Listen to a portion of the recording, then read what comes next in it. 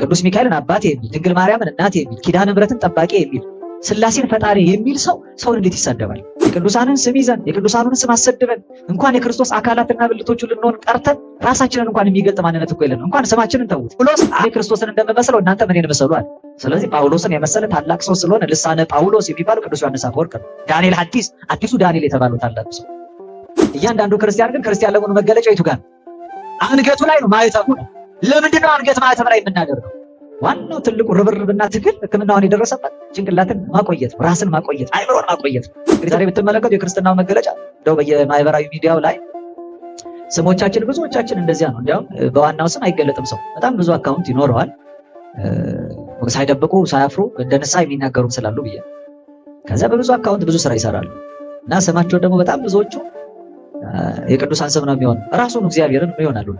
እንዲህ እንደ ደመና የከበቡን ብዙ ምስክሮች ካሉልን አለ። እስኪ ምስክሮች ካሉልን በሉ። የከበቡን ምስክሮች ማለት ጸጉሮቹ ካሉልን ማለት ነው። እነዚህ ምስክሮች ካሉልን የእምነታችን ራስና ፈጻሚ ክርስቶስን ተመልክተን የሚቃወመንን ኃጢአት ቆርጠን በመጣል በፊታችን ያለው ሩጫ በትዕግስት እንሮጣለን።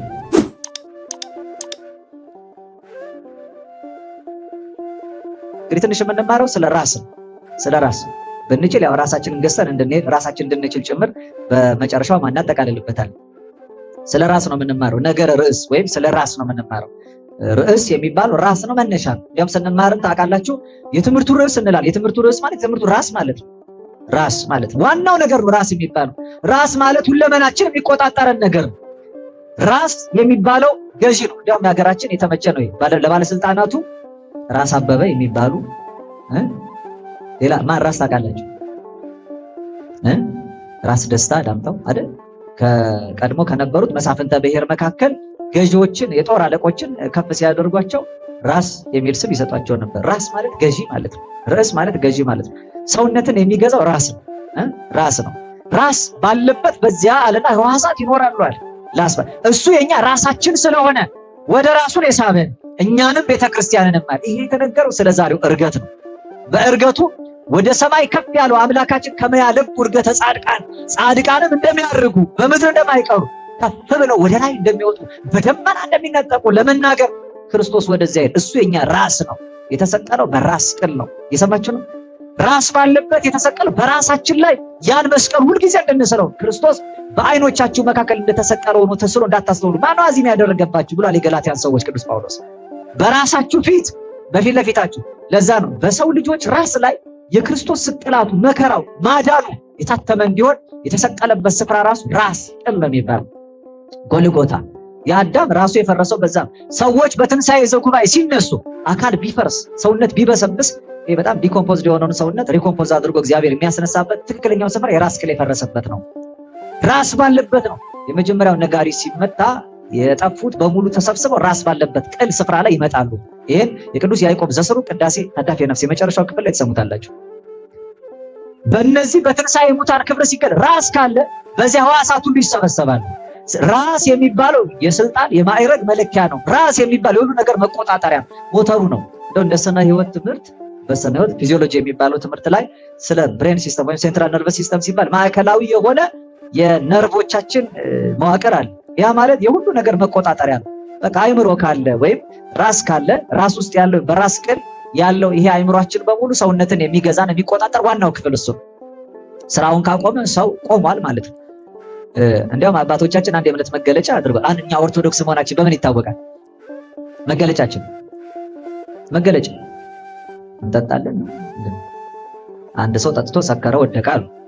ጠጥቶ ሰክሮ የወደቀውን ሰው ከመንገድ ነው የተገኘው፣ ጎዳና ነው የሚያድረው።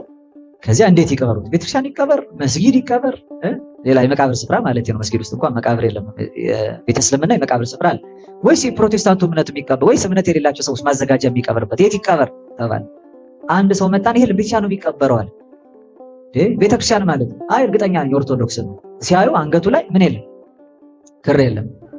በደንብ ታውቀዋል? አይ አላውቀውም። እና ቤተክርስቲያን ሲሳለም አይተዋል? አላየሁትም። እና ታዲያ የሆነ ቀን ሰክሮ አይቼዋለሁ አለ። ስለዚህ እርግጠኛ ምንም ይሆናል እንዴ? ስካር ለማ ተፈቅዷል? እንዲያውም ለእኛን የተከለከሉ ስካርን የምትከለክለው ቅድስት ቤተክርስቲያን ናት። በደንብ ልብ አድርጉ። ስካርን ከአደንዛዥ ሱስ መለየትን የምትከለክለው በዋጋ ተገዝታቸዋል፣ በእናንተ ያለው ሰውነታችሁ የእግዚአብሔር ቤተ መቅደስ እንደሆነ አታውቁምን? ስለዚህ በዋጋ ተገዝታችሁ የራሳችሁ አይደላችሁም ይላል። ይህን እግዚአብሔርን ቤተ መቅደስ ያረከሰውን ያፈረሰውንና ያልተንከባከበውን ሰው እግዚአብሔር አምላክ ከሕይወት መዝገብ እንደሚለየው በመጽሐፍ ተደጋግሞ የተቀመጠው በእኛ ነው። አትስከር የሚለውን የምታስተምረው ቤተክርስቲያን ናት። መስከር ኃጢአት እንደሆነ ቤቻን ትምህርት አለ። መጠጥ በመጠጣት የሚዘገዩትን የሚያወግዘው ቅዱስ መጽሐፋችን ነው። ተወስህ ዳጣ ወይን እንዲያውም ጥቂት ወይን ጨምረ ጠጣ የተባለው ለሕማመ ከብድ ከዘዘል ሆድ ሕመም አለብህ፣ ለሕመም ግን መድኃኒት እንዲሆን ተብሎ የተነገረው ለመድኃኒትነት ከሚወሰደው በቀር ከዚያ ውጭ ያለውን አብዝቶ በመጠጣት በመዘግየት በስካር ከእግዚአብሔር መለየት የተወገዘበት ነው። ስለዚህ የእምነታችን መገለጫ የሆነው ሌላው አይደለም፣ በምግባር መድከም አይደለም። ኦርቶዶክሳዊ ሰው ማለት እንዲያውም ምግባር እንደሚያጸድቅ የሚሰበከው እዚህ ቤተክርስቲያን በእምነት ብቻ ድኛለሁ የማይባልበት ስራ መስራት ለድነት የሚያበቃ መሆኑን መልካም ምግባር በጎ ትሩፋት የእምነታችን መገለጫ መሆኑ ያንን ካላደረግ ራሳችንን ካላስጨነቅ እግዚአብሔርን ከማሰብ ሕሊናን እንዲዘነጋ በስካር ባደንዛዥ እጽ ጭምር ካታለል ነው እግዚአብሔርን የዘነጋበት ጊዜ ላይ ፍርድ እንደምንቀበል የምታስተምረው ቤተክርስቲያን ናት። ቀኑን በሙሉ እግዚአብሔርን በመፍራት ኑር የሚለውን የጠበቡን ቃል የምትሰብከው እቺ ቤተክርስቲያን ናት። ስለዚህ የእምነታችን መገለጫ ማህተባችን ነው። ማህተቡ የእምነቱ መገለጫ የት ነው የሚታሰረው? የእምነት መገለጫ ክንድ ላይ ነው፣ ወገብ ላይ ነው፣ እግር ላይ ነው፣ ጫማ ነው፣ ባርኔጣ ነው። የእምነት መገለጫ እኔ እንኳን እቺን ቆብ አድርጌያለሁ። ሌላ ከውስጥ የዚህ ህይወት መገለጫ ይሆናል። እያንዳንዱ ክርስቲያን ግን ክርስቲያን ለመሆኑ መገለጫ የቱ ጋር ነው? አንገቱ ላይ ነው፣ ማህተቡ ነው። ለምንድን ነው አንገት ማህተብ ላይ የምናደርገው? ለምን የምናደርገው? ያደረግንበት ክንዳችን ላይ ጣታ ቀለበት መሆን ይችል ነበር እኮ። ያገባ ቀን የጋብቻ ምልክቱ ቀለበት እንደሆነው የተጠመቅን ቀን ደግሞ አንዱ ላይ አውራ ጣታችን ላይ ሁሉ ድንግል ማርያም ልጇን በተወለደ ጊዜ የሉቃሱን ትርጓሜ ሲናገር አውራ ጣቱን አሰረችው። ልክ አውራ ጣት ታስሮ እንደሚወረድ የተወለደው በኩር አድርገው እንዳደረጉት እንደ ብሉይ ዘመን የበኩር ልጇ ስለነበር ይሄን ያደርጋለች ክርስቶስ። እንደዛ ማድረግ በክንድ ላይ ወይ በግንባር መካከል የሚታይ ምልክት ማድረግ ይቻል ነበር፣ ወይ ከላይ ማድረግ ይቻል ነበር። አንገት ላይ የተደረገበት ትልቁ ምክንያት ራስና ሕዋሳት የሚገናኙበት ስፍራ አንገት ነው። ያ ማለት ራስ ባለበት ሕዋሳት አሉ። ከራስ የተነጠለ ሕዋስ ሕይወት የለውም። እኛ ከራስ ተነጥሎ ሕዋስ ሕይወት የለውም። ከሕዋስ የተነጠለ ራስ 15 ዓመት ሲያስተምር ያየነው ዮሐንስ መጥምቀ መለኮትን ብቻ ነው። ከራሳቸው ከተነጠለ በኋላስ በጣም የብዙዎቹን ቅዱሳን ገድል እስኪ ተናገሩና ተመልከቱ። ቅዱስ ጊዮርጊስ 3 ጊዜ ሞቶ 7 ዓመት መከራ ተቀብሎ አልፏል። ሲሞት በመንኮራኩር ተፈጭቷል፣ በእሳት ተቃጥሏል፣ አመድ ሆኖ ተረጭቷል። ያኔ ሁሉ ተነስቷል። ተመልከቱ። ሰውነት በሙሉ ደቆ የሚነሳ ራሱ ምትረተ ክሳድ ወይም አንገቱ ሲቆረጥ ግን ሕይወቱ አልፏል። የመጨረሻው ዘመን ብዙ መከራ ደርሶባት ከእሳት መካከል ገብተው የወጡት ሁሉ ቅዱሳንን ተመልከቷቸው። በብዙ ተጋድሎ ያረፉት ቅዱሳን የመጨረሻ ሕይወታቸው መገለጫ አንገታቸው ሲቆረጥ። ምክንያቱም አንገት መቆረጥ ማለት ሕይወት ማጣት ማለት ነው። ራስ የተለየ ሕዋስ ሕይወት የለውም። ራስ መሪው ነው፣ ዋናው ነው። ምን አባል ወወቱ ርዕስ ይላል። እኛ አካል ነን፣ ራሳችን ክርስቶስ። እስኪ እኛ አካል ነን ብሎ ራሳችን ክርስቶስ ነው። ራስ ባለበት ነው ሕዋሳት የሚሰበሰቡት። ምን ባለበት አልኳችሁ? ራስ ባለበት ሕዋሳት ይሰበሰባል። ራስ ከሌለ ሕይወት የለም። ራስ ከሌለ ሕይወት የለም። እንደው በመጽሐፍ ሊቃውንቱ በጣም በሚደንቅ ሁኔታ እንዲህ አሉ። ጌታችን ክርስቶስ ሕግና ነቢያትን ለመሻር አልመጣም፣ እንዲያውም ለአጻና ልፈጽም እንጂ ሲል ቀድሞ እንዲህ እንደተባለ ሰም እኔ ግን እንዲህ እላቸዋለሁ ይላል። ቀድሞ የእግዚአብሔርን ስም በከንቱ አትጥሩ እንደተባለ ሰምታችኋል። እኔ ግን የምላችሁ ፈጽማችሁ እንዳትምሉ ነው አለ። አትማሉ፣ ስትምሉ አለ በዚህ አትማሉ። ይህ በሰማይም ቢሆን እንዳትምሉ አለ። ወኢ በምድርም ቢሆን እንዳትምሉ አለ። ወኢ በኢየሩሳሌምም ቢሆን እንዳትምሉ አለ። በሰማይ እንዳትምሉ። የታላቁ አምላካችን ዙፋኑ ነው፣ በምድር የእግሩ መረገጫ ናት። ኢየሩሳሌም የእሱ ከተማ ናት። በዚህም እንዳትምሉ አለ። በራሳችሁም ቢሆን እንዳትምሉ አለ። በራሳችሁ ቢሆን ማለት እኔ ገሌ ብላችሁ አይደለም። በዚህ ራስ እንዳትምሉ። ከዚያ ምን አለ? በፀጉራችሁ ቢሆን እንኳን እንዳትምሉ ይላል።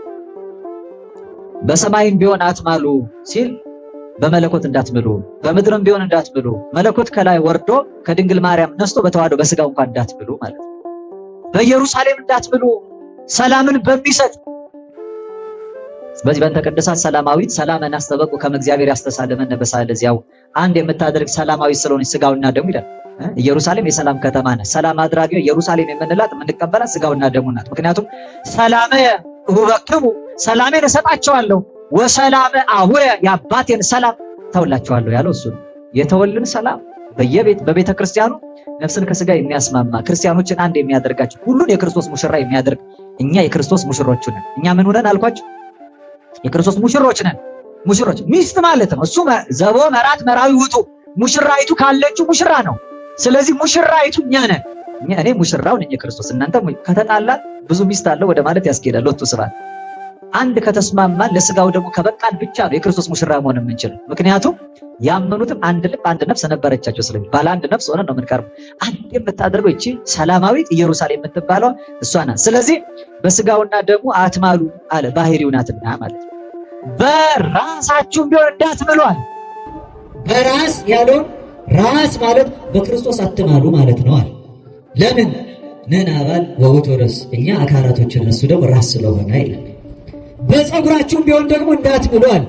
ወይ በስዕር ተረሰከም የራሳችሁን ፀጉር እንኳን ይሄው የራሴን ፀጉር እንደዚህ አድርግብኝ አትበሉ፣ በዚህ እንኳን አትማሏል። የራስ ፀጉር ማለት ደግሞ በራስ ላይ በክርስቶስ ላይ ያሉ ስለሆኑ በሱ ያሉ የሱ ክብር መገለጫዎች ቢሆን በጻድቃንና በሰማዕታት እንኳን እንዳትምሉ። ይሄው ሚካኤልን ይሄው ገብርኤልን ብላችሁ በመላእክቱ በቅዱሳን ይሄው ጊዮርጊስን ይሄው መርቆሬዎስን ይሄው ፋሲለደስን ይሄው ቴዎድሮስን ብላችሁ በሰማዕታቱ ይሄው ቂርቆስን ይሄው መርቆሬዎስን ብላችሁ ይሄው ፊቅጦርን ብላችሁ በእነዚህ በከበሩት ማለት ነው። ይሄው ተክለ ሃይማኖትን ይሄው ገብረ መንፈስ ቅዱስን ይሄው አቡነ አረጋዊን እያላችሁ በቅዱሳን አትምሉ። በተራ ነገር በከንቱ የቅዱሳንን ስም አትጥሩ። በራሳችሁ እንዳትምሉ፣ በክርስቶስ እንዳትምሉ። በራሳችሁ ፀጉር እንዳትምሉ።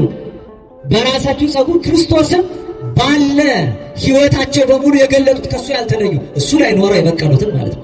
ቅዱሳንንም ስማቸውን በከንቱ እየጠራችሁ መሐላን አታድርጉ አለ ይላል። ስለዚህ ራስ የሚባለው ክርስቶስ ነው። ራስ ምንድን ነው አልኳችሁ? የምን ራስ ነው እሱ? መጽሐፍ ሲናገር እንደው ትንሹ በመገለጫ የተቀመጡትን እንደ ሰዓታችን እናያለን። ለምሳሌ ክርስቶስ የሃይማኖታችን ራስ ይባላል። የምን ራስ አልኳችሁ? ሃይማኖት አለችን። እቺ የሰጠችን ሃይማኖት ራሱ ክርስቶስ ነው። በዚህ ሃይማኖት መሰላል የምንደርሰው ክርስቶስ ጋር ነው። ቅዱስ ጳውሎስ በዕብራውያን መልእክቱ ምዕራፍ 12 ከቁጥር 1 እስከ 2 የተናገረው ቃል አለ። ለብነ እሙንቱ ሰማዕት ኩሎሙ ዘያዕውዱነ ከመ ደመና፣ እንዲህ እንደ ደመና የከበቡን ብዙ ምስክሮች ካሉልን አለ። እስኪ ምስክሮች ካሉልን በሉ። የከበቡን ምስክሮች ማለት ፀጉሮቹ ካሉልን ማለት ነው። እነዚህ ምስክሮች ካሉልን የእምነታችን ራስና ፈጻሚ ክርስቶስን ተመልክተን የሚቃወመንን ኃጢአት ቆርጠን በመጣል በፊታችን ያለውን ሩጫ በትዕግስት እንሮጣለን። በቃ እነዚህ እንደ ፀጉር የበዙ ማለት ነው። እንደ ደመና የከበቡን ካሉልን አለ። የሚጋርዱን አላለም የሚከቡን እንጂ አለ ሊቁ። እስኪ በሉ የሚጋርዱን አላለም በሉ፣ የሚከቡን አለ እንጂ። የሚጋርዱን ማለት ከፊት ነው መጋረድ። የሚከቡን ካለ ግን በሁሉ ስፍራ አሉ ማለት ነው። በሁሉ አቅጣጫ አሉልን የምንላቸው እንደ ደመና የከበቡን የእሱ ምስክሮች ቅዱሳን አሉልን። እነሱ ካሉልን እኛ እነሱን ይዘን ያንን የእምነታችን ራስ ፈጻሚውን የመጨረሻውን ክርስቶስን ተመልክተን የሚቃወመንን ኃጢአታችንን ከላያችን ላይ ቆርጠን በፊታችን ያለው ሩጫ በትዕግስት እንሩጣለን። ስለዚህ ክርስቶስ የሃይማኖታችን ራስ ነው። የሃይማኖታችን ምንድን ነው? የሃይማኖታችን ራስ ነው። ራስ የሃይማኖት ራስ የራሱን ሃይማኖት ለኛ ሃይማኖት አድርጎ የሰጠን ማለት ነው። የራሱን እቺ ሃይማኖታችን የክርስቶስ ሃይማኖት ናት። ቅድም በተቀደሳት ባነሳ ሁለተኛ ክፍል ላይ ምን ይላል? በእንተ ሃይማኖትን አስተበቁ ከመ እግዚአብሔር ያሃበን እንዲያው ሃይማኖተ በንጹህ ንቀም። የሱን ሃይማኖትኛ በንጹህ እንድንጠብቃት ይሰጠን ዘንድ ስለ ሃይማኖታችን ደግሞ ማለት የሱን ሃይማኖት ነው አንድ ጊዜ ፈጽማ ለቅዱሳን የሰጠች ሃይማኖት ይላል። ያቺ ሃይማኖት ወደ አማልክ ዘበጸጋ ወደ መባል ታደርሳለች። ተመልከቱ፣ እሱ ራስ ነው ያልነው ልጅ ገዢ ነው። የሃይማኖታችን ገዢ እሱ ነው። እቺ ሃይማኖት ተዋህዶ ነው የምትባለው። ምን ትባላለች? ምንድነው ተዋህዶ ማለት? ማን ነው ተዋህዶ? ራሱ ክርስቶስ። በቃ ሃይማኖቷ ተዋህዶ ናት ያለው የሃይማኖቱ ራስ ክርስቶስ እሱ ነው የሚገለጠው። ገዢዋ ነው። የዚች ቤተክርስቲያን ገዢዋ እሱ ነው። ራሱ ነው የሚገዛት። አካል ሆኖ ሁለንተና ሆኖ የሚያስተዳድራት መሰረቱ ነው ያነጻት እርሱ። እዚች ቤተክርስቲያን ስትመጡ ከጉልላቱ እስከ መሰረቱ ድረስ ማን ያለው? በቃ የዚች ሃይማኖት ራስ ክርስቶስ እሱ ነው ገዢዋ። የሚመጣ ሁሉ በታቦቱ ላይ እንደተጻፈው ማለት ጉልበት ሁሉ ለሱ ይንበርከክ እንደተባለ መተን የምንገዛው ለሱ ነው። ገዢ ማለት ነው ራስ ማለት። ገዢን በቤተክርስቲያን ትርጓሜ እዚህ መጀመሪያ ክፍል ላይ ምን የሚል ቃል አለ? ቅዱስ እግዚአብሔር ቅዱስ ኃያል ቅዱስ ሕያው ዘኢይመውት። ቅዱስ እግዚአብሔር ይላል። እስኪ ልዩ ገዢ በሉ። ጉዳዩ ከዚህ ላይ ነው። ሌላው ቅዱስ ኃያል ልዩ ኃይል ያለው፣ ቅዱስ ሕያው ልዩ ሕይወት ያለው፣ ቅዱስ ኃያል ልዩ ኃይል ያለው ይላል። ቅዱስ እግዚአብሔር የሚለው ላይ ግን ልዩ ገዢ የሆነ ማለት ነው። ልዩ ገዢ ምን አይነት ገዢ አልኳችሁ? ገዢ ራስ ነው። ራስ ነው ስንል ክርስቶስ ልዩ ገዢ ነው እንጂ ራስ ገሌ እንደሚባለው አይነት የመንደር ገዢ አይደለም። እግዚአብሔር ልዩ ገዢ ነው አለ። ልዩ ገዢ ማለት እንዴት ነው ካላችሁ ቅድስናው እንደ ጣዖታት በሐሰት አይደለም የሚገዛው፣ እንደ ነገሥታት በጉልበት አይደለም የሚገዛው፣ እንደ ካህናትም በሀብት አይደለም የሚገዛው አለ። የሱ ግን ግዛቱ የተለየ ነው። እንደ ካህናት በሀብት፣ እንደ ነገሥታት በጉልበት፣ እንደ ጣዖታት በሐሰት አይደለም። ጣዖት ማለት ጸላይ ሰናድ ዲያብሎስ ያደረበት ማለት ነው። ዲያብሎስ የሚገዛው በውሸት ነው። ያልፈጠረውን ፈጠርኩ ይላል። አቡሃ ላሰት ያሰት አባቷን። ስለዚህ በጣም ብዙዎች ለዲያብሎስ ከዚች መንገድ ከእውነተኛው የሃይማኖት ራስ ክርስቶስ ሆኖ ከሚገዛት ቤተክርስቲያን ውጪ ናቸው። በዚያ የሚኖሩት ዲያብሎስ እያታለለ በክህደትና በኑፋቄ አጥምዶ እየያዘ እንዲገዙለት ያደርጋቸዋል። እሱ ያስጂ ነው አለ ሐሰት።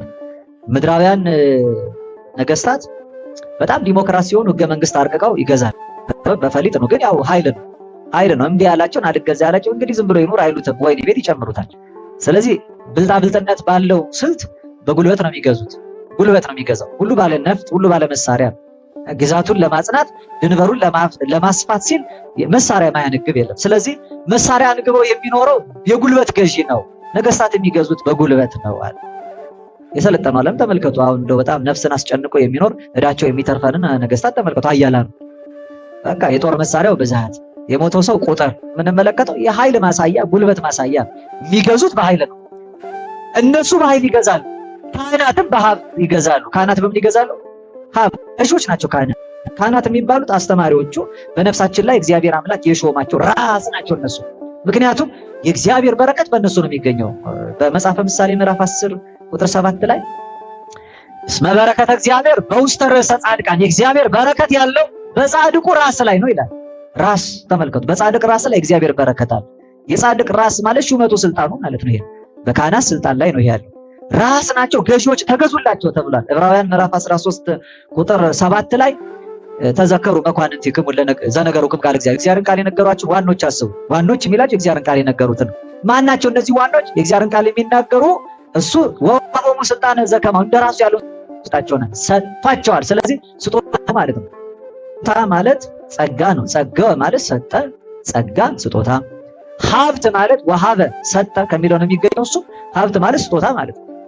እና እዚሁ ዕብራውያን ምዕራፍ 13 ቁጥር 17 ላይ እንዲህ ይላል፣ ለዋኖቻቸው ታዘዙ ተገዙላቸው፣ እነሱ ስለ ነፍሳቸው ይተጋሉና ይላል። ታዘዙ ተገዙላቸው። ምን በሏቸው አልኳቸው? ስለዚህ ካህናት ይገዛሉ ማለት ገዢ ናቸው፣ ራስ ይባላሉ። በጸጋ ነው ራስነታቸው። ግን ሌላው በጉልበት ተመክቶ በመሳሪያ ኃይል ይገዛል። ሌላው በሐሰት ይገዛል። እግዚአብሔር ግን ከዚህ የማይሰጠው ነው፣ ሰጪ ነው። እሱ የማይቀበል ነው፣ ለሚቀበለው ሰው የሚያድል ነው እግዚአብሔር። የማያዳላ ግን የሚያድል ነው እግዚአብሔር አምላክ። ስለዚህ እግዚአብሔር የሰጠው፣ ስለዚህ እሱ ገዢ ነው። ገዢነቱ፣ ራስነቱ የሃይማኖት ራስ ነው ክርስቶስ። ክርስቶስ የሃይማኖት ራስ ብቻ አይደለም። ደግሞ ክርስቶስ አምላካችን የሃይማኖት ብቻ ሳይሆን የሃይማኖት የክብር ማረፊያ ላደረጋት ለቤተ ክርስቲያንም ራሷ ነው። የቤተ ክርስቲያን ራስ ይባላል። የማን ራስ አልኳቸው? ሃይማኖት በክብር የምታርፈው ቤተ ክርስቲያን ላይ። ቤተክርስቲያን ማለት ደግሞ ሩቅ እንዳትሄዱ፣ ቤተ ክርስቲያን ቢል ነፍሰ ክርስቲያን ቢል ቅዱስ ቀሌምንጦስ እንዲህ ብሏል። ቤተክርስቲያን ማለት የክርስቲያኖች ነፍስ ናት አለ። እንዲህ ነው የሚለው መጽሐፍ። የቆላሲስ መልእክት ቅዱስ ጳውሎስ ምዕራፍ 1 ቁጥር 18 ላይ እርሱ የአካሉ አለን ማለት የቤተ ክርስቲያን ራስ ነው። እርሱም በሁሉ ፊተኛ ይሆን ዘንድ መጀመሪያ ከሙታንም በኩር ነዋል። የትንሣኤ በኩር የቤተ ክርስቲያን ራስ ነው ክርስቶስ አለ። ቤተ ክርስቲያን ይመልሳል። ኤፌሶን ምዕራፍ 5 ቁጥር 23 ላይ ደግሞ ክርስቶስ ደግሞ የቤተ ክርስቲያን ራስ እንደሆነ እርሱም አካሉን የሚያድን እንደሆነ ባል እኮ የሚስት ራስ ነው አለ። የቤተ ክርስቲያን ራስ ክርስቶስ ነው አለ። የቤተ ክርስቲያን ራስ ማን ነው? የቤተክርስቲያን ራስ ማለት ቤተክርስቲያን ማን ናት? እኛ ነን ራስ አካላት። ስለዚህ ነው ቅዱስ ጳውሎስ የተናገረውን ቃል አንስቶ የሚተረጉም የታላቁ የጳዚዮን እንቆ ቅዱስ ዮሐንስ አፈወርቅ የቤተክርስቲያናችን ማህቶት ምን አለ? ሀባሎ ርዕስ እየሄሉ ስጋ አለ። ራስ ባለበት በዚያ ዋሳት ይሰበስ። ምክንያቱም ለኛ ዋዲ ቤተክርስቲያንን ማለት ሳበና ሀቤው እግዚአብሔር በከዊኖቱ ርዕሰ ዚአነ የኛ ራሳችን ነውና እሱ አካላቶቹን በሙሉ ወደ ራሱ ሰበሰበናል። ራስ ካለ አካል አብሮት ከራስ ጋር ሲኖር ሕያዋን ይሆናል። ራስ ካለ አሁን እኛ ክርስቶስ ራስ ከሆነ ቤተክርስቲያን የተባልን እኛ ምዕመናን ሁላችን አካላቶቹ ነን ማለት። ራስ ባለበት ራሳት ይኖራሉ። ምዕመናን የትኞቹ አካላት? እስኪ ራሳችሁን ተመልከቱ። ክርስቶስ ራስ ከሆነ ከራስ ክርስቶስ በታች ያሉ አካላት ከሆነ እኛ ከአካል ክፍሎቹ የትኞቹ ነን? ካህናትን ቅዱስ አትናቴዎስ ሐዋርያዊ በቅዳሴ አትናቴዎስ ላይ ወካህናት አንትሙ አዕይንቲሁ ለእግዚአብሔር ተናጸሩ በበይናቲክሙ፣ እናንተ ካህናት የእግዚአብሔር አይኖች ናቸው፣ እርስ በርሳችሁ ተያዩ አላቸው። በነገራችሁ ላይ ይሄ እርስ በርስ ተያዩን የተባለው ካህን እንዲያይ ምዕመን አልተፈቀደለትም። ምክንያቱም የእግዚአብሔርን አይን ደፍሮ ማየት አይቻለው። መገሰጽ እንኳ ቢያስፈልግ ሰፊ ሐሳብ ነው። የሚገስጸው ካህኑን ነው። ያው ሽቅብ ውሃ ማይፈስ አይደል? እግር ተነስቶ ራስ አያክም መቼ ታውቃላችሁ? ስለዚህ ነው ከራስ በላይ ያለው ነገር ተመልከቱ። ስለዚህ ተነስቶ ያ በራሱ በክርስቶስ ላይ አይን የሚሆኑ አሉ። አንደበት ሆናቸው የሚያስተምሩ መምህራን የክርስቶስ አንደበት ናቸው። ሲናገሩ እሱ አድሮባቸው ነው የሚናገሩት። ቅዱስ ዮሐንስ አፈወርቅ ታላቁ መምህር የክርስቶስ አንደበት ነው። ቅዱስ ጳውሎስም ልሳነ ክርስቶስ እንደምንለው ቅዱስ ዮሐንስ አፈወርቅ ልሳነ ጳውሎስ እንለዋለን። ምክንያቱም ጳውሎስ እኔ ክርስቶስን እንደምመስለው እናንተ እኔን ምሰሉ አለ። ስለዚህ ጳውሎስን የመሰለ ታላቅ ሰው ስለሆነ ልሳነ ጳውሎስ የሚባለው ቅዱስ ዮሐንስ አፈወርቅ ነው። ዳንኤል አዲሱ ዳንኤል የተባለው ታላቅ ሰው። ስለዚህ በአንደበቱ ሲናገር እኔ የምናገረው የኔ ቃል አይደለም የሚያናገረኝ ክርስቶስ ነው ይል ነበር። ኢሳይያስ ትንቢተ ኢሳይያስ ምዕራፍ 1 ቁጥር 1 ጀምሮ እንደገና ቁጥር 20 ላይም ተናግሯል። ስማ ሰማይ ወአጽሚ ምድር እስመ ከመዝ ነበበ እግዚአብሔር፣ ሰማይ ስማ ምድር አድምጪ እግዚአብሔር ይህን ተናግሯልና አለ። እኔ አይደለም የምናገረው ኢሳይያስ አለ። ለዚህ ነው ምስጢሩን የማይሰውር እግዚአብሔር። ከዚያ ምን አለ? እሺ ብላችሁ ብታዘዙ በረከትን ትበላላችሁ የምድሪቷን፣ እምቢ ብትሉና ብታመፁ ግን ሰይፍ ነው የሚበላ። የእግዚአብሔር አፍ ይሄን ተናግሯልና። የማን አፍ ይሄን ተናግሯል? የኔ የደካማው አፍ እንዳይመስላችሁ ይሄን የሚናገረው እግዚአብሔር አፍ ነው አለ አባ ጊዮርጊስ ዘጋስጫ። ኢትዮጵያዊው ዮሐንስ አፈወርቅ የምንለው ታላቁ መምህር ምን አለ? ዘበነቢያት አስተንፈሰ እግዚአብሔር ከመ ያስምዕ ቃሉ ለሕዝብ።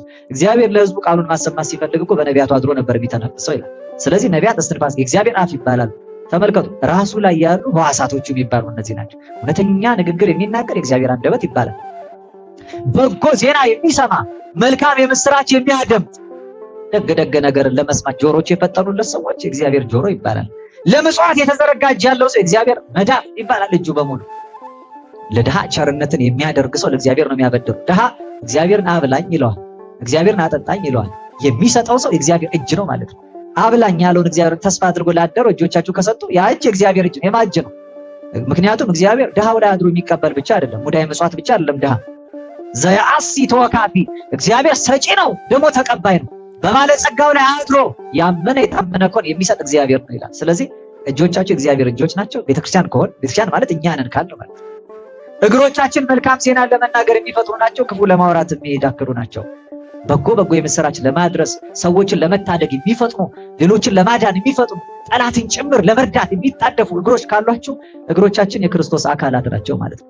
ራስ ባለበት የሰበሰቡ ሕዋሳት ዛሬ የምትመለከቱ የክርስትናው መገለጫ እንደው በየማህበራዊ ሚዲያው ላይ ስሞቻችን ብዙዎቻችን እንደዚያ ነው። እንዲያውም በዋናው ስም አይገለጥም። ሰው በጣም ብዙ አካውንት ይኖረዋል፣ ሳይደብቁ ሳያፍሩ እንደ ንስሐ የሚናገሩም ስላሉ ብዬ ከዛ በብዙ አካውንት ብዙ ስራ ይሰራሉ እና ስማቸው ደግሞ በጣም ብዙዎቹ የቅዱሳን ስም ነው የሚሆን ራሱን እግዚአብሔርን ይሆናሉ።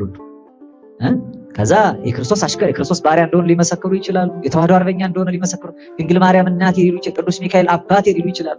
በዚያ ስም ሆነው ነው የሚናገሩት። ሲሳደቡ ሚካኤል አሁን ተመልከቱ፣ ቅዱስ ሚካኤልን አባቴ የሚል፣ ድንግል ማርያምን እናቴ የሚል፣ ኪዳነ ምሕረትን ጠባቂ የሚል፣ ሥላሴን ፈጣሪ የሚል ሰውን እንዴት ይሳደባል? በዚያ ስም ያስ ሁለተኛ የሚመልስና የሚሰድብ ማን እንደሚሰድብ ታውቃላችሁ? ማን ነው የሚሰድበው? ታላቁ ቅዱስ ሚካኤል ብሎ ከከፈተ አንድ ታላቁ መልአክ ቅዱስ ገብርኤል ብሎ የሚሳደበውን ሰውየው ሲመልስ አንተ ታላቁ ሚካኤል ቅዱስ ገብርኤል ብሎ ሲመልስለት ምን ብሎ እንደሚሰድቡ ታስተውሉታላችሁ? የቅዱሳንን ስም ይዘን የቅዱሳኑን ስም አሰድበን እንኳን የክርስቶስ አካላትና ብልቶቹ ልንሆን ቀርተን ራሳችንን እንኳን የሚገልጥ ማንነት እኮ የለን። እንኳን ስማችንን ተውት። አመር ከመስብከ ያው ወብቡት አንተ ምውትና አንተ የሞትክን ስራህን አውቃለሁ። ቅዱስ ዮሐንስ በራእዩ እንደተናገረው ማለት ነው።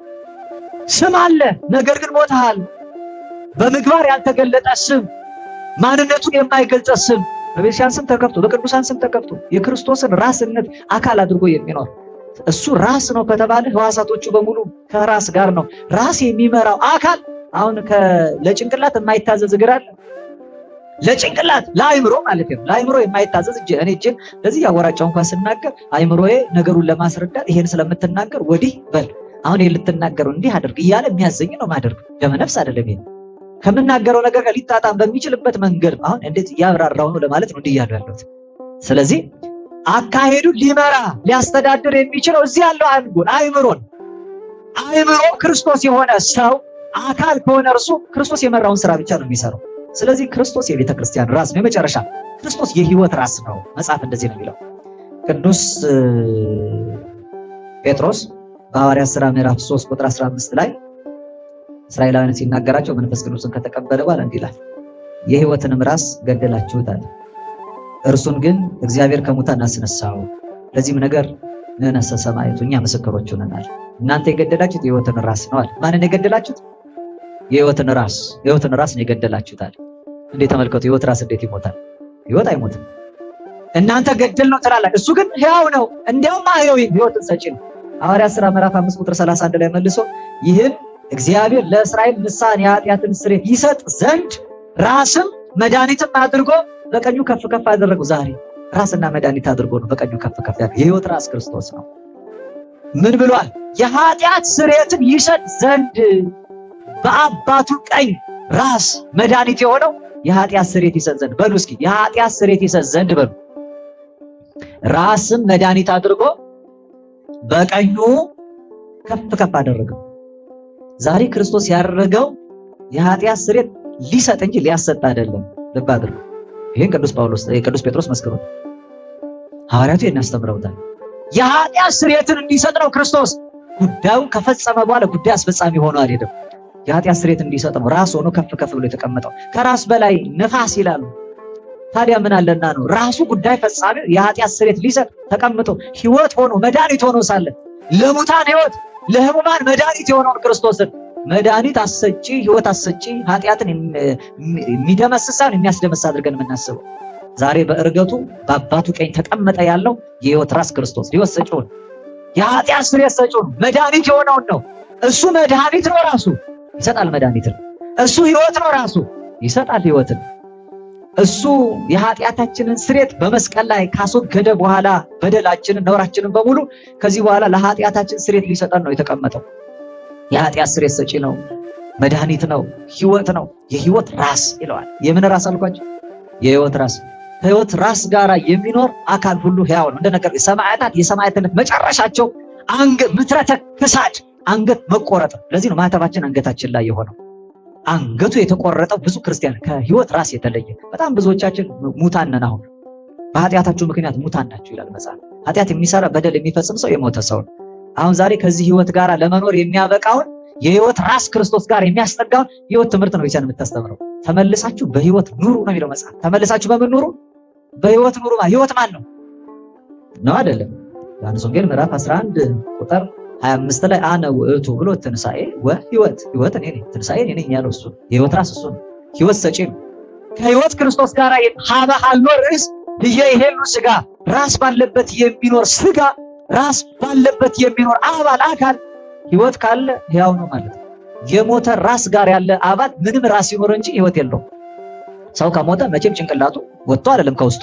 ጭንቅላቱ እያለ ጭንቅላት ከሞተ በኋላ ነው ሰውነትን መቆጣጠር በማይችለው ማለት ነው። በጣም ከፍተኛ አደጋ ላይ ያሉ ሰዎች ኢንቱቤትድ ሆኑ ይባላል፣ ወይም ኢንቱቤሽን ማሽን ላይ ይገባል። አይምሮ የተወሰኑ አካላትን መቆጣጠር ሲያቅት በግድ እየተጨነቁና እየተገፋ አተነፋፈስ እንዳይቋረጥ ይታገላሉ። ራስን የሚያነቃ ኦክሲጅን ሰፕላይ እስኪኖር ድረስ ማለት ነው። ምክንያቱም ዋናው ሳምባን መደገፍ በሕክምናው ሳይንስ ስለምንድን ነው አይምሮ ሊሰራበት የሚችለውን ያንን ኦክሲጅን ወደ አይምሮ ማድረስ ማለት ነው። ለምሳሌ የተለያየ ጉዳይ ቢያጋጥመው አንድ ሰው በዚህ የሚመገባቸው ምግቦች መካከል አንዱ ይሄ ዋናው የመልእክት ማስተላለፊያ መንገዶችን የሚያጠናክረው የኦክሲጅን ሰፕላዩ ስለሆነ ማለት ነው። ያንን ካጣ ህይወትም ስለሚታጣ ያንን ለመደገፍ ሌሎች ህዋሳት ይረዳሉ፣ ይደገፋሉ። ወደዛ ያለው ዋናው መስመር እንዳይቋረጥ ማለት ያ ካቆመና መልእክት እምቢ ካለ ሰው ብዙ ዘመን ሳይነሳ አንኮንሽስ ነው የሚባለው በኮማ ውስጥ እንዳለ ሊያልፍ ይችላል። በዚህ አንፃር አስቡ። ዋናው ትልቁ ርብርብና ትግል ህክምናውን የደረሰበት ጭንቅላትን ማቆየት ነው፣ ራስን ማቆየት፣ አይምሮን ማቆየት ነው። አይምሮ ከሞተ አባላት በሙሉ ይሞታል። አይምሮ ህይወት ካጣ አካላት በሙሉ ህይወት ያጣል። የኛ አምላክ ሞቶ በሞት ላይ ስልጣን ያለው ህይወት አምላክ ነው። ስለዚህ ማህያዊ ህይወት ሰጪ ነውና እሱ ባለበት የሚሰበሰብ አካል በሙሉ ሕያው ነው። ክርስቲያኖች ሕያዋን ናቸው። ስራቸው ይገልጣቸዋል። እንዴ እንኳን በህይወት ኖረን ከቤተ ክርስቲያን ተጠልለን ቀርቶ ወጣ እንኳን ስለ እውነተኛ መዓዛው ከክርስቶስ ያለየን ከሆነ እኮ በሄድንበት ስፍራ አንተ ሰው ጭፈራ እንኳን ካንተ ጋር አይደለም እኮ ይባላል። ሰው ጭፈራ ላይ ገብቶ መጠጥ የለም አባ እርሶ እዚህ ቦታ ላይ ጭቆባ አድርገው ይባላል እኮ። በየመንገዱ ለመሄድ የሚሳቀቀው ሰው ለዚህ ነው። ምክንያቱም መገለጫ ስላለው ይሄ የዚህ የሰውየው ብቻ አይደለም። ሕያዋን ለሆኑ ለክርስቲያኖች በሙሉ መገለጫ ተደርጎ ነው የተሰጠው። ስለዚህ ምን አገባህ የራሴ ነው ምለው አንዳች ነገር የሌለኝ ከራስ ከክርስቶስ አካሉ ጋር ያለው እኔም አንዱ እጅ ነው፣ አንዱ እግር ነው፣ አንዱ ጆሮ ነው፣ አንዱ አንደበት ነው፣ አንዱ አፍንጫ ነው፣ አንዱ አይን ነው። እንዲያሆነን ከህይወት ጋር የምንኖር ሁሉ ስለ ሁሉ ይመለከተዋል። የጥፋቱ ጉዳይ ይገደዋል። ከህይወት ጋር ያለ እንዴት መጉት ትሆናለህ? እንዴት በሞት ትመላለሳለህ? መገለጫችን ህይወት ነው። ከህይወት ክርስቶስ ጋር የምንኖር ሕያዋን ፍጥረታት ሆነን መዝለቅ የምንችለው ተመልሳችሁ በህይወት ኑሩ ስለሚል ከጥፋት መንገድ ከሞት ጎዳና መለየት ነው። መጀመሪያ በንስሐ ነው፣ ከዚያ በስጋ ወደሙ መታተም፣ በቃ መልካም ምግባር በጎ ትሩፋት አጽንቶ መኖር ነው። ህይወት እንጀራ የሚዘረጋበት ነው። ይሄ ክርስቶስ ያስተማረው ትምህርት ጨንቋቸው ህዝብ ሁሉ ሲበተን ዞሮ ሐዋርያትን አያችሁ፣ በአመነታ እግር ተመለከታቸው። እናንተም መሄድ ትፈልጋላችሁ እንደሌለው አላቸው። ኦ እግዚኦ አብ መኑ ነሐውር እንዘ ቃለ ሕይወት ዘላለም ብከ፣ ጌታ ሆይ አንተ የዘላለም ህይወት ቃል እያለ ካንተ ወደ ማን እንሄዳለን? ህይወት ካንተ ዘንድ ነው ያለው። ከህይወት ተለይተን እንዴት እንሞታለን? ርዕሰ ሐዋርያት ቅዱስ ጴጥሮስ ነው የመሰከረው። ይሄ ዋናውን ራስ ክርስቶስን ከተውን እኛም ህይወት የለንም። ካንተ የተለየ ምን ህይወት አለውና አለ። ቅድም ማስታወቂያ ሲነገር ነበር። እኔ እንኳን ወደ 20 ዓመት ሊጠጋኝ ነው። ጉባኤ ኒቆዲሞስን ሳውቀው 10 ዓመት ብለዋል። ቅድም እንግዲህ ወደዚሁ ከመጣው ተቀንሶ መሰለኝ። በዚህ አገልግሎት ውስጥ በጣም ብዙ እኛን አስተምረው ያሳደጉ ዛሬም ጭምር ደግሞ ሳይታክቱ የሚያስተምሩ መምህራን በጣም ብዙ ያስተማሩበት በዓት ነው ይሄ ጉባኤ ኒቆዲሞስ የሚባለው። በጣም ብዙ ቦታ ብዙ ጉባኤ ኒቆዲሞስ፣ አሁን ዓለም አቀፍ ጉባኤ ኒቆዲሞስ ሁሉ አለ። ለዛ ሁሉ መነሻ ነው ጉባኤውና ህይወት የሚታደልበት ጉባኤ ነው። እየመጣችሁ ሐሙስ ሁሉ ጊዜ በአመት ይመስለኛል የሳምንት ኒቆዲሞስ ሳምንትና እርገትን ብቻ ነው 5 ዓመት ወዲህ ወደ አውደ ምሕረት እየወጣ ያለው አገልግሎቱና ዘወትር ሐሙስ አገልግሎቱ ይሰጣል፣ ህይወት ይሰጣል። ህይወት ራስ ካለበት አባላት እንዲኖር ወይም አካላቶቻችን እንዲሰበሰቡ አካላቶችን በህይወት የማሳደግ ስራ ይሰራልና ከዚህ በዓት ከዚህ በረት ሳትታጎሉ በሞት የሚያጠምደንን ከህይወት የሚለየንን ዓለምን ገፍታችሁ የሚቃወመንን ኃጢአት ቆርጣችሁ ጥላችሁ ወደዚህ ህይወት እንድትመጡ ቤተክርስቲያን ትጣራለች እና ታላቁ መምህር ቅዱስ ዮሐንስ አፈወርቅ ወለነሂ አዲ ለቤተክርስቲያን እኛንም ቤተክርስቲያንንም ሳበን እግዚአብሔር ሀቢሁ በከዊኖቱ ርዕሰ ዚአነ የኛ ራስ ነውና እግዚአብሔር ወደ ራሱ ስቦናል። ራስ ባለበት በዚያ ህዋሳቱ ይኖራሉ አለ። መኖሪያችንን ራስ ክርስቶስ ባለበት ያድርግልን።